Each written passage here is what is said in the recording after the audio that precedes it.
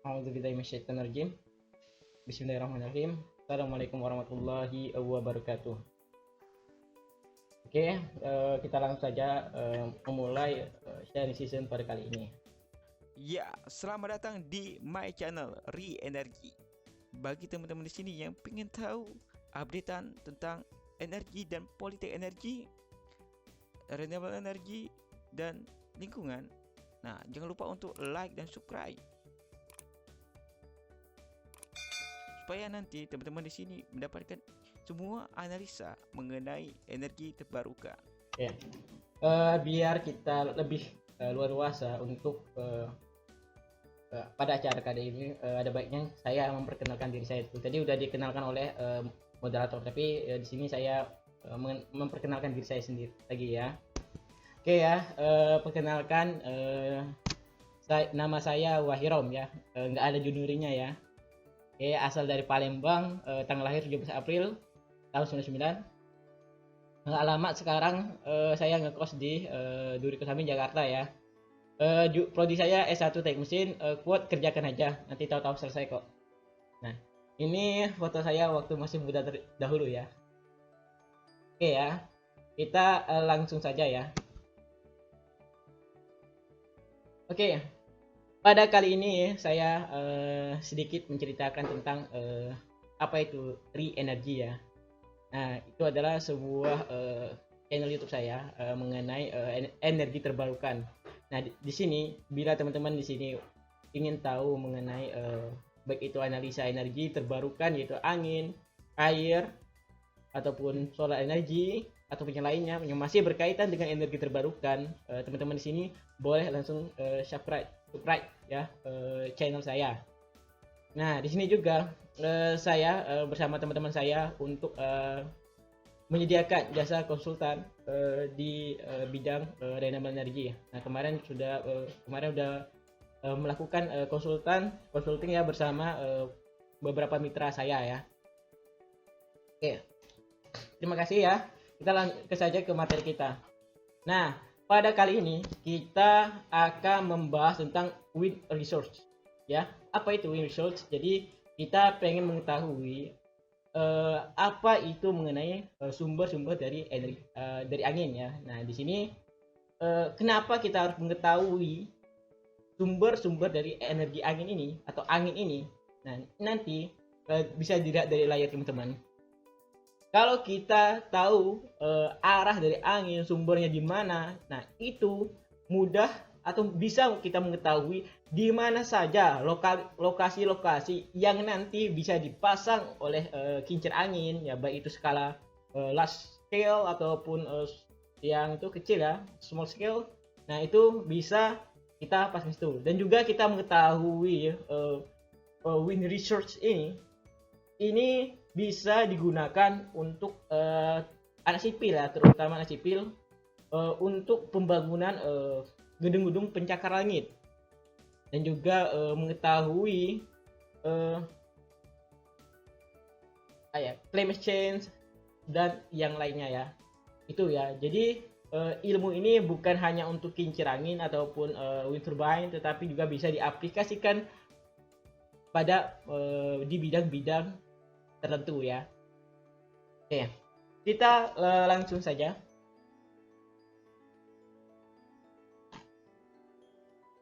Tunggu sebentar ya.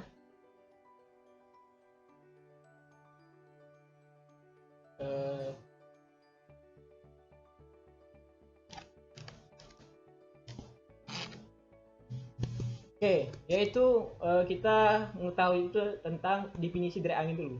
Nah, jadi biar kita tahu dasarnya dari angin itu gimana sih. Ya, jadi angin itu adalah pergerakan udara dari daerah yang bertekanan tinggi ke daerah yang bertekanan rendah. Ya. Jadi angin bergerak dari tekanan tinggi ke tekanan rendah. Nah, biar tahu teman-teman di sini, saya ilustrasikan dengan video ini ya. Kalau moderator ataupun pembawa acara, kalau misalnya tidak ada suara tolong dikasih tahu ya.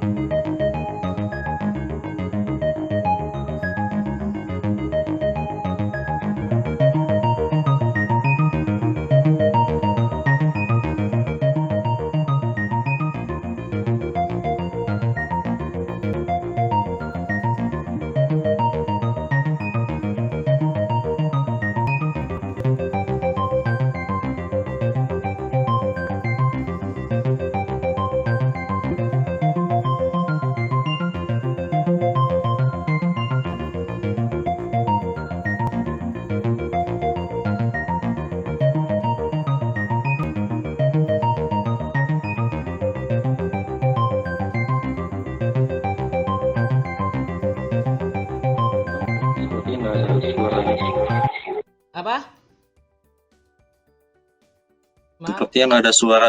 nggak ada suara. Coba ya saya Iya. ulang. Sebentar ya. Kalau ini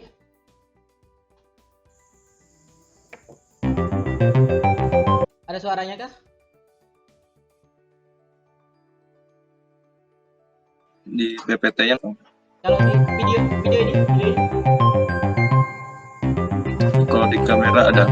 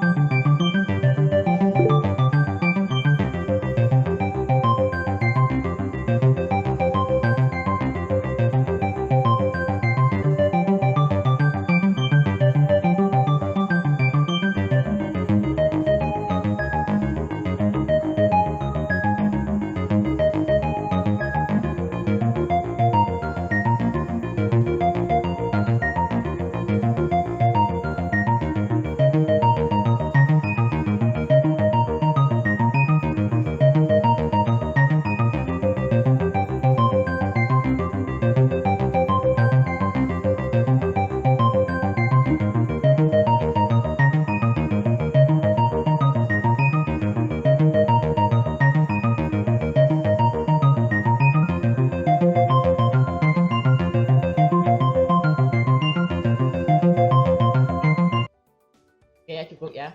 Oke, kita kembali ke PPT kita ya.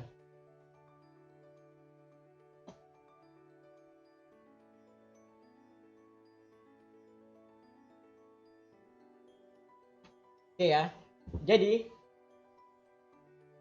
angin itu bergerak dari tekanan yang tinggi ke tekanan yang rendah ya. Kuncinya dia pergerakan dari angin.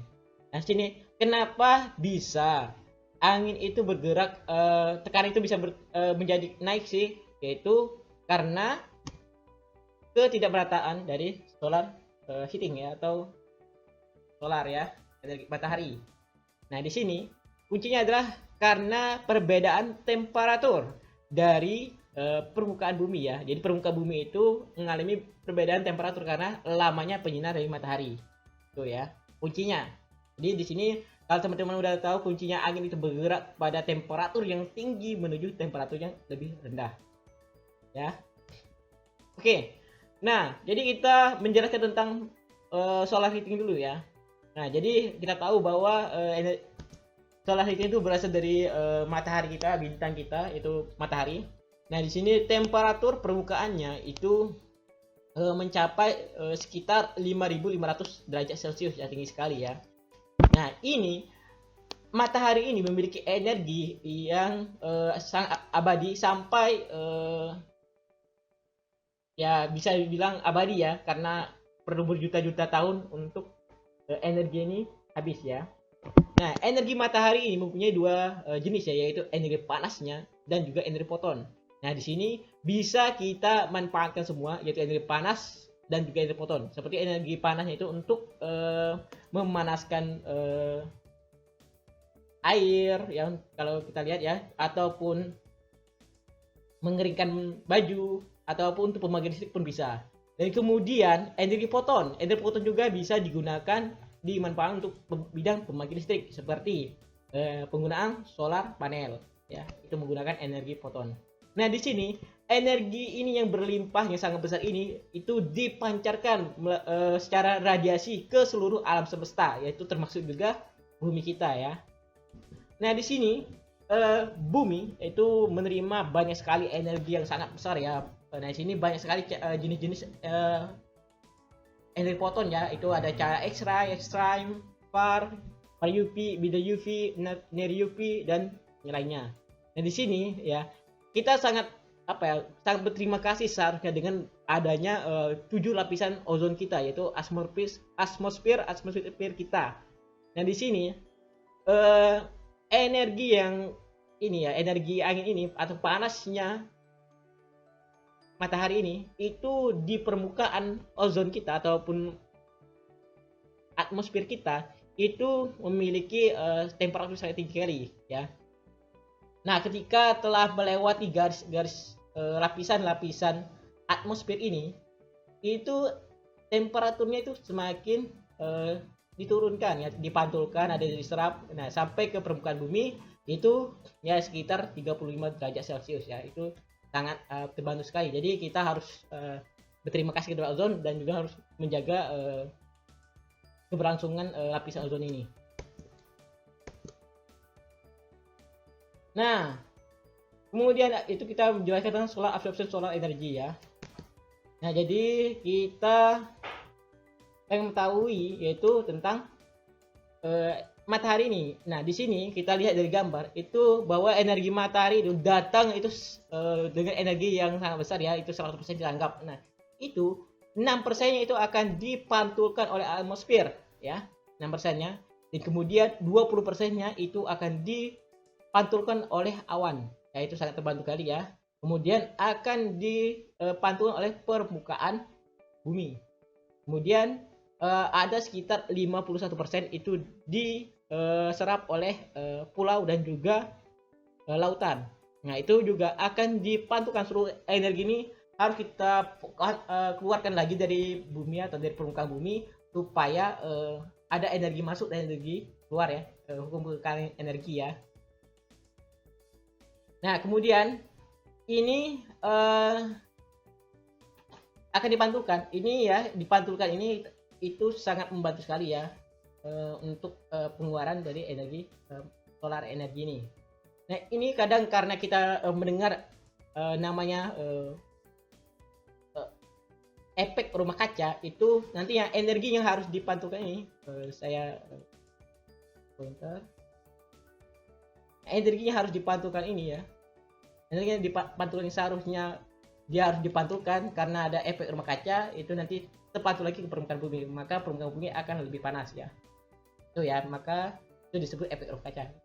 Oke, di sini kita bahwa bumi ini secara keseluruhan itu mendapatkan perkiraan energi itu sekitar 1,8 kali 10⁻11 megawatt ya, sangat besar sekali bumi menerima energi solar ini. Nah, ini hanya bisa diubah menjadi angin itu sekitar 2% saja. Nah, sedangkan di literatur lain ada menyebutkan 3%, ada yang menyebut 2% ya. Jadi sangat kecil sekali ya.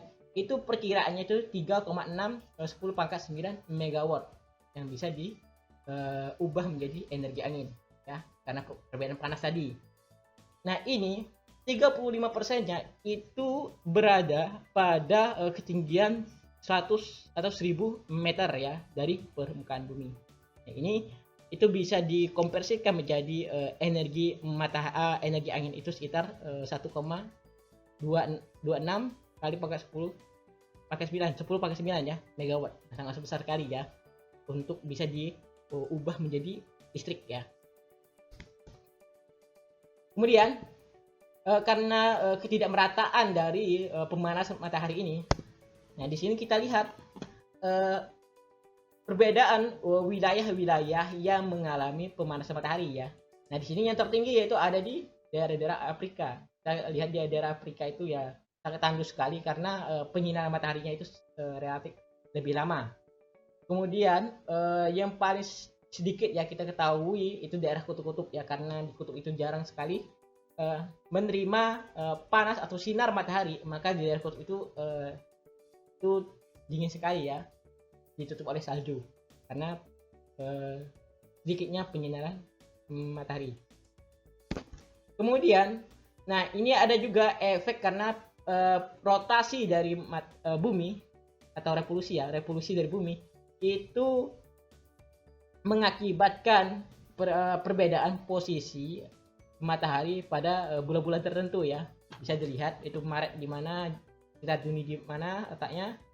Nah, nanti ada efeknya dari perpindahan posisi matahari ini. Oke ya, karena revolusi bumi ini ya, atau rotasi matahari bumi ini mengakibatkan yaitu adanya gaya Coriolis ya. Coriolis ya. Apa itu gaya Coriolis? Yaitu pemanasan yang berbeda pada permukaan bumi dan pengaruh defleksi gaya Coriolis yang mengakibatkan terbentuknya sistem angin zonal, yaitu angin barat dan angin timur yang diatur dalam 3 sel sirkulasi ya. Jadi angin secara globalnya itu terbagi menjadi 3, yaitu adalah angin trade wind atau angin pasat, ada angin barat dan juga angin di kutub ya. Nah, di sini mengalami pergerakan. Kalau angin pasat atau trade wind itu mengarah ke garis khatulistiwa, yaitu garis khatulistiwa itu adalah garis 0 derajat Celcius. Di sini permukaan bumi ini atau bentuk bumi ini dibagi menjadi beberapa bagian, yaitu ada yang 0 derajat, 30 derajat, dan 60 derajat. Oke. Ini menjadi timbul pertanyaan ya. Pertanyaannya adalah bagaimana letak posisi garis ekuator ini ya. Di garis ekuator ini biasanya ya anginnya itu relatif lebih rendah daripada yang ada di western line ataupun di kutub. Ini dikarenakan perbedaan permukaan bumi ya, perbedaan temperatur ya, maksudnya temperatur itu tidak terlalu jauh atau tidak terlalu signifikan ya. Nah, maka anginnya di daerah garis ekuator sedikit lebih kecil.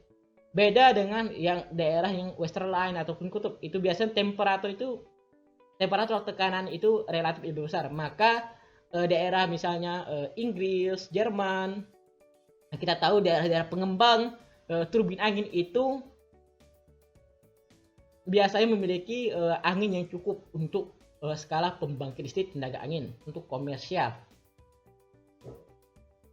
Tapi kita tidak menyerah karena di bagian-bagian di Indonesia itu ada juga yang memiliki potensi angin yang cukup untuk dibangun pembangkit listrik tenaga angin ya. Oke. Kita lanjut lagi yaitu. Nah, karena efek atau gaya Coriolis ini itu mengakibatkan perputaran bumi itu menjadi ada dampak yang juga terhadap penyinaran matahari.